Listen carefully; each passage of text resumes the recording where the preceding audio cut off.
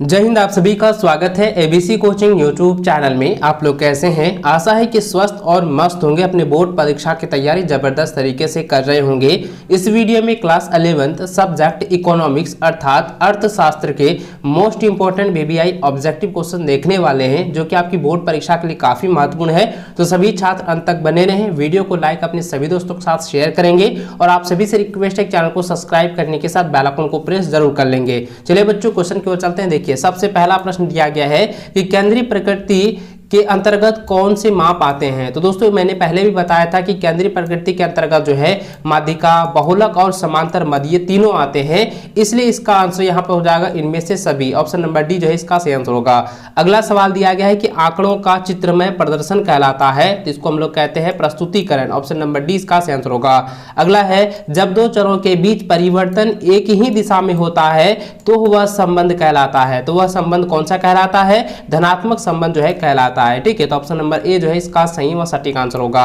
अगला जो है सवाल दिया गया है चौथा नंबर, कहता है सांख्यिकी। तो सांख्यिकी क्या होता है? तो सांख्यिकी जो है दोस्तों यह क्या होता है?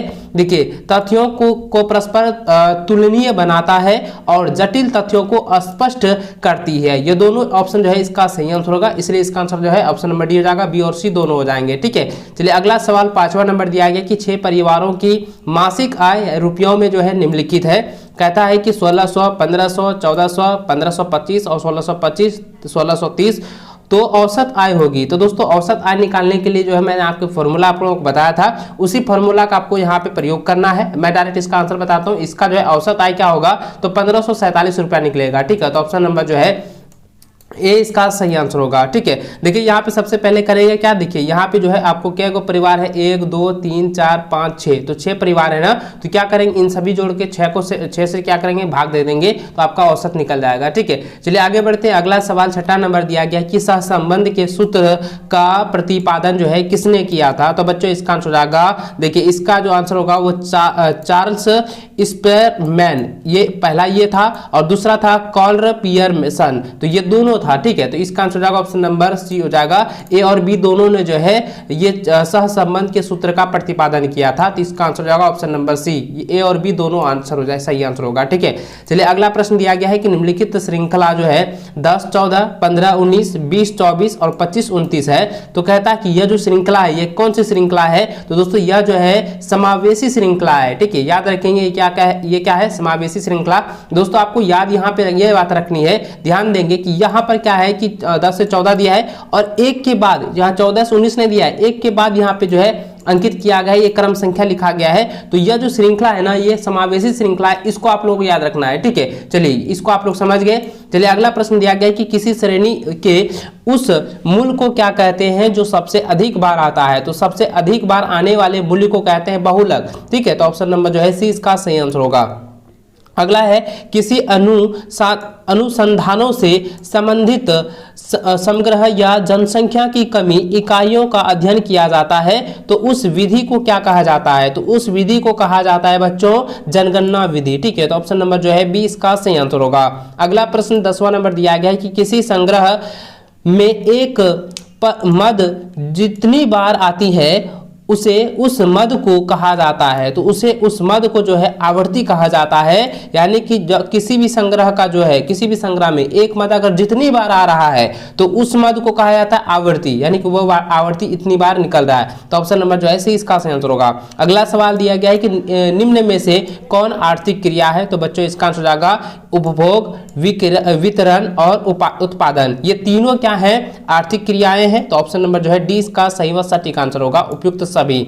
अगला प्रश्न देखिए काफी इंपॉर्टेंट सवाल है। मैंने आपको बताया था कि मध्य का फॉर्मूला से यहाँ पे दिया गया है कि मध्य बिंदु ज्ञात करने का सूत्र क्या होता है। तो मध्य बिंदु ज्ञात करने का फॉर्मूला होता है L1 + L2/2। ठीक है, तो ऑप्शन नंबर जो है सी जो है इसका सही व सटीक आंसर होगा। ठीक है दोस्तों, आप लोगों ने मैट्रिक में पढ़ा होगा, मैट्रिक में निर्देशांक ज्यामिति में जो आप लोगों ने मध्य वाला फॉर्मूला पढ़ा था ना, वही यहाँ पे मध्य वाला फॉर्मूला दिया है कि उसमें क्या करता था, किसी भी निर्देशांक में जो है मध्य बिंदु ज्ञात करते थे। और यहाँ पे क्या है कि इकोनॉमिक्स में आपको मध्य बिंदु सिर्फ ज्ञात करने का फॉर्मूला जो होता है वो L1 + L2/2 होता है। इसको आप लोग याद रखिएगा, इसलिए दोस्तों इसका आंसर क्या होगा? ऑप्शन नंबर सी होगा 12 का।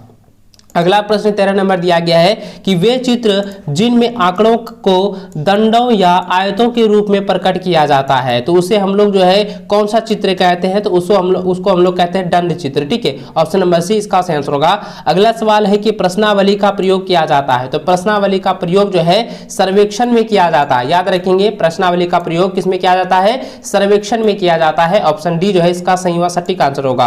अगला सवाल है कि अर्थशास्त्र की दुर्लभता संबंधी परिभाषा के प्रतिपादन कौन है या प्रतिपादक कौन है। यानी दोस्तों कहने का मतलब यह है कि अर्थशास्त्र की जो दुर्लभता संबंधी जो परिभाषा है वो किसने दिया है, किसने प्रतिपादन किया है, तो बच्चों इसका आंसर होगा रॉबिन्स। ठीक है, ऑप्शन नंबर बी जो है सही आंसर होगा, क्योंकि रॉबिन्स ने ही अर्थशास्त्र की जो है दुर्लभता संबंधित परिभाषा को जो है परिभाषा दिया है, इसको प्रतिपादन किया है। तो ऑप्शन नंबर बी जो है इसका सही आंसर होगा। अगला दिया क्वेश्चन है किसी सारणी के मुख्य अंग है, तो किसी सारणी के मुख्य अंग होते हैं शीर्षक, शीर्ष टिप्पणी, सारणी संख्या, ये सभी होते हैं, इसलिए इसका आंसर होगा इनमें से सभी। ऑप्शन नंबर डी जो है इसका सही व सटीक आंसर होगा। अगला सवाल देखिए दोस्तों 17 नंबर दिया गया है कि निम्नलिखित समांतर मध्य के सूत्रों में से कौन सही है। तो देखिए समांतर मध्य कहता है सूत्र, समांतर मध्य का फॉर्मूला होता है एक्स। ठीक है, एक्स बराबर सिग्मा एफ एक्स बटा सिग्मा एफ। तो यहाँ पे देखिए किस पर है, तो ऑप्शन नंबर ए में दिया हुआ है, तो इसको आप लोग जो है रट लीजिए, इसको आप लोग एग्जाम से पहले अच्छे से जो है तैयार कर लेना है, इसको अच्छे से आप लोग रट लीजिएगा। अगला सवाल देखिए तो दिया गया है कि इस चित्र में क्या कहते हैं, इस चित्र को हम लोग क्या कहते हैं। तो आप जो यहाँ पे चित्र देख रहे हैं एक सर्कल में जो है कुछ जो है 15% और 50% जो यहाँ पे दिया गया है, तो ये टोटल जो है यहाँ पे 15 है, 25 और ये 50 है। तो इस पाई चार्ट को, इस चार्ट को हम लोग क्या कहते हैं, तो इस चार्ट को हम लोग कहते हैं पाई चित्र। ये पाई चार्ट भी कहते हैं और पाई चित्र भी कहते हैं। तो ऑप्शन नंबर डी जो है इसका सही व सटीक आंसर होगा। ठीक है, अगला प्रश्न दिया गया है कि सतत श्रृंखला यानी अखंडित श्रृंखला में माध्यिका ज्ञात करने का सूत्र, माध्यिका ज्ञात करने का सूत्र होता है L1 + n/2 - CF बटा F इंटू एच। तो इसको जो है आप लोग याद कर लीजिएगा, ये फॉर्मूला एग्जाम में आपका 100% पूछा जाएगा। ठीक है, चलिए अगला प्रश्न देखते हैं दोस्तों। यहाँ दिया गया है कि निर्देशांक यानी कि सूचकांक का प्रयोग होता है, तो किसमें होता है, तो जीवन स्तर की जानकारी में होता है, विदेशी व्यापार संबंधित जानकारी में होता है, उत्पादन संबंधित जानकारी में होता है। यानी कि इसका जो प्रयोग है निर्देशांक और सूचकांक का जो प्रयोग होता है वो सभी इन तीनों में हो जाएगा। ठीक है, तीनों में हो जाएगा, इसलिए इसका आंसर आएगा इनमें से सभी। ठीक है, इनमें से सभी में जो है प्रयोग होता है। अगला सवाल दिया गया है कि आंकड़ों के चित्रमय प्रदर्शन का उद्देश्य है, चित्रमय प्रदर्शन का उद्देश्य होता है कि प्रस्तुतिकरण, यानी कि ये आंकड़ों का जो है किस प्रकार से प्रस्तुत किया गया है, प्रस्तुतिकरण किस प्रकार से किया गया है। तो ऑप्शन नंबर जो है सी इसका सही आंसर होगा। अगला सवाल 22 नंबर दिया गया कि आयात चित्र किस श्रृंखला का आवर्ती वितरणों का रेखाचित्र प्रस्तुतिकरण है, तो किस प्रकार से प्रस्तुतिकरण है, तो दोस्तों इसका आंसर होगा सतत श्रृंखला का प्रस्तुतिकरण है। तो ऑप्शन सी इसका सही आंसर होगा। अगला सवाल दिया गया है कि इनमें से कौन से सूत्र का प्रयोग अंतर चतुर्थक विस्तार यानी कि प्रास ज्ञात करने के लिए किया जाता है। तो दोस्तों प्रास का सूत्र यानी कि चतुर्थक विस्तार का सूत्र मैंने आपको पहले भी बताया था कि Q3 - Q1 होता है, इसको आप लोग नोट कर लीजिएगा क्योंकि एग्जाम में बार बार ये पूछा जाता है। तो दोस्तों इसका आंसर क्या हो जाएगा, ऑप्शन नंबर सी हो जाएगा Q3 - Q1। ठीक है, इसको आप लोग नोट कर लीजिए। अगला सवाल दिया गया कि निम्न तालिका को से विस्तार ज्ञात कीजिए। देखिए यहाँ पे विस्तार ज्ञात करने के लिए कह रहा था, अभी विस्तार का मैंने फॉर्मूला बताया, तो विस्तार का फॉर्मूला क्या होता है Q3 - Q1। इसमें क्या करेंगे, Q3 - Q को घटाएंगे, यानी Q3 का मान कितना हो जाएगा। देखिए यहाँ पे आपको समझना है, बहुत इंपॉर्टेंट बातें यहाँ पे बताई गई है।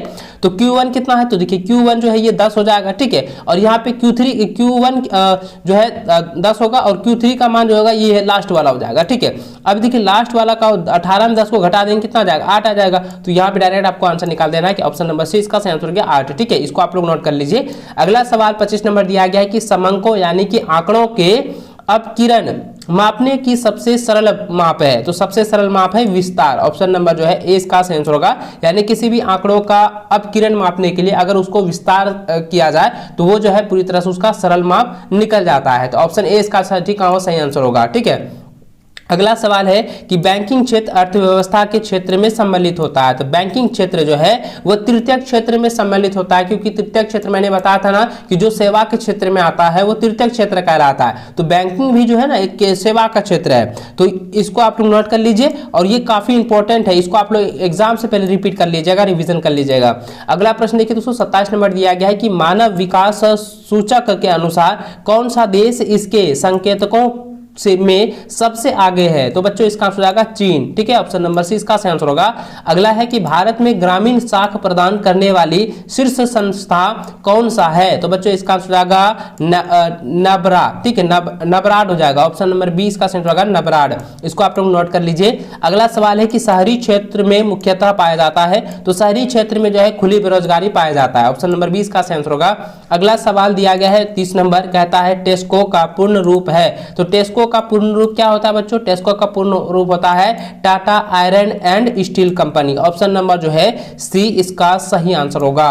अगला सवाल है कि किस वर्ष का महाविभाजन का वर्ष कहते हैं। तो किस वर्ष को जो है महाविभाजन का वर्ष कहा जाता है? ये 1921 को कहा जाता है। ठीक है, आप लोग नोट कर लीजिए 1921 को जो है महाविभाजन का वर्ष कहा जाता है। ठीक है, अगला सवाल 32 नंबर है कि सतत विकास के अंतर्गत किन की आवश्यकताओं की संतुष्टि होती है। तो बच्चों इसका आंसर आएगा, देखिए केवल वर्तमान पीढ़ी के और केवल भावी पीढ़ी की, ये दोनों हो जाएंगे, इसलिए इसका आंसर आएगा ए और बी दोनों हो जाएंगे। ठीक है, ऑप्शन नंबर सी इसका सही आंसर होगा। अगला है कि भारत में किस प्रकार की अर्थव्यवस्था देखी जाती है। तो भारत में जो है मिश्रित अर्थव्यवस्था देखी जाती है। ऑप्शन ए इसका सही आंसर होगा।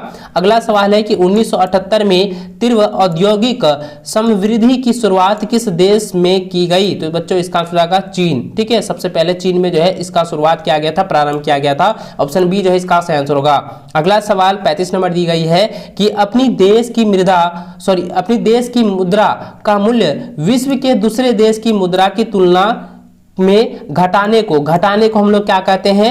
अवमूलन कहते हैं। ठीक है, याद रखेंगे अवमूलन कहते हैं। इसको भी मैंने पहले भी आप लोगों को बताया हुआ है पहले सेट में ही। चलिए आगे बढ़ते हैं। अगला सवाल दिया गया है कि WTO का पूर्ण रूप है। तो WTO का पूर्ण रूप होता है विश्व व्यापार संगठन। ऑप्शन जो है 20 का सही आंसर होगा।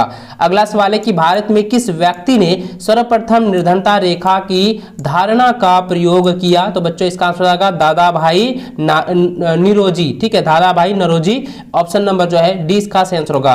अगला सवाल दिया गया है कि LPG नीतियों के सकारात्मक प्रभाव। तो सकारात्मक प्रभाव क्या है कि अंतर्राष्ट्रीय पहचान, उभरती अर्थव्यवस्था, औद्योगिक उत्पादन में वृद्धि, यानी कि दोस्तों इसका जो आंसर होगा इनमें से सभी हो जाएंगे। तो ऑप्शन डी जो है इसका सही आंसर, वो सटीक आंसर होगा। अगला सवाल है कि ब्रिटिश काल में भारत की प्रथम जनगणना कब संपन्न हुई थी। तो बच्चों इसका जो आंसर होगा ये हो जाएगा 1881 ईस्वी में जो है भारत के प्रथम जनगणना संपन्न हुआ था। ठीक है, ऑप्शन जो है सी इसका सही आंसर होगा 1881 ईस्वी।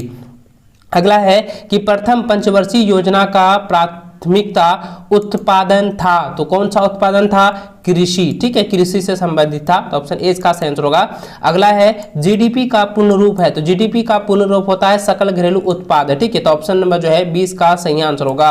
अगला सवाल है कि योजना आयोग का स्थापना कब हुई या हुई थी। योजना आयोग की स्थापना जो हुई थी वह था 1950 में। ठीक है, तो ऑप्शन नंबर जो है सी इसका सही आंसर होगा। इसको आप लोग रट लीजिए। अगला सवाल देखिए दोस्तों दिया गया है 43 नंबर की, वह प्रक्रिया जिसके अंतर्गत शिक्षा पर निवेश, स्वास्थ्य का सुधार तथा प्रशिक्षण सम्मिलित है। तो वे सभी क्या हो जाएंगे? मानव पूंजी निर्माण हो जाएंगे। तो ऑप्शन नंबर डी इसका सही आंसर होगा। अगला सवाल है कि सरकार द्वारा लगाए गए प्रत्यक्ष और या मौलिक या भौतिक, यहाँ पे दिया गया या देखिए फिर से पढ़ देता हूँ। 44 नंबर कहता है कि सरकार द्वारा लगाए गए प्रत्यक्ष या भौतिक नियंत्रणों से अर्थव्यवस्था को मुक्त करना जाना जाता है। तो मुक्त करना क्या जाना जाता है? उदारीकरण जाना जाता है। ठीक है, यानी उसे उदारीकरण कहा जाता है। तो ऑप्शन नंबर 20 का सही आंसर होगा। अगला है कि भारत में निर्धनता के क्या है? तो भारत में निर्धनता के क्या है? कीमतों में वृद्धि है, बढ़ती जनसंख्या का कारण है, रोजगार के अवसरों का अभाव है। ये सभी क्या है? भारत की निर्धनता की ओर संकेत करता है। इसलिए जो है इसका आंसर क्या हो जाएगा? इनमें से सभी हो जाएगा। ऑप्शन डी जो है इसका सही आंसर होगा, इनमें से सभी। अगला प्रश्न 46 नंबर दिया गया है कि आधारिक संरचना की पूर्व शर्त है। तो आधारिक संरचना की पूर्व शर्त क्या है बच्चों? तो इसका हो जाएगा आर्थिक विकास है। ठीक, ऑप्शन सी इसका आंसर होगा। अगला है कि वर्तमान में कौन से राज्य में साक्षरता दर अधिक है? तो इसका आंसर होगा त्रिपुरा में। ठीक है, त्रिपुरा में क्या है? साक्षरता दर जो है सबसे अधिक है। ऑप्शन जो है सी इसका आंसर होगा।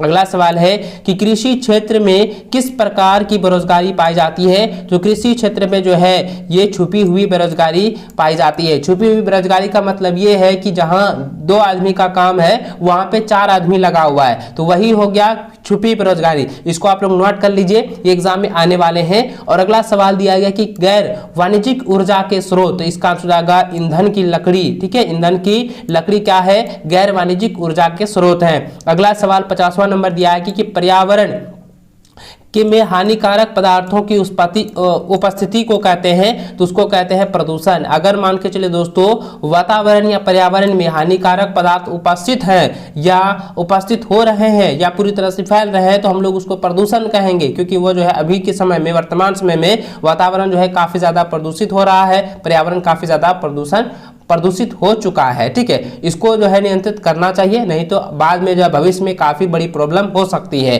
चलिए बच्चों, इस वीडियो में मैंने जितने भी क्वेश्चन आपको ऑब्जेक्टिव बताए हैं वे सभी काफी वीवीआई है। इसको आप लोग एग्जाम से पहले अच्छे से रिवीजन कर लेना है। परीक्षा से पहले इसको आप लोग एक बार नहीं 10 बार आप लोग रिवीजन करिएगा, क्योंकि इसमें से कई सारे क्वेश्चन डायरेक्ट आपकी बोर्ड की परीक्षा में देखने को मिलने वाला है। इसलिए बच्चों इसको रिवीजन आप लोग 100% कर लीजिएगा और वीडियो को लाइक अपने सभी दोस्तों के साथ शेयर करते हुए चैनल पर पहली बार आए ना, चैनल को सब्सक्राइब करने के साथ बेल आइकन को प्रेस कर लेना, ताकि आगे भी इसी प्रकार की वीडियो आप लोगों को मिलती रहे। चलिए बच्चों, मिलते हैं नेक्स्ट वीडियो में, तब तक जय हिंद, वंदे मातरम।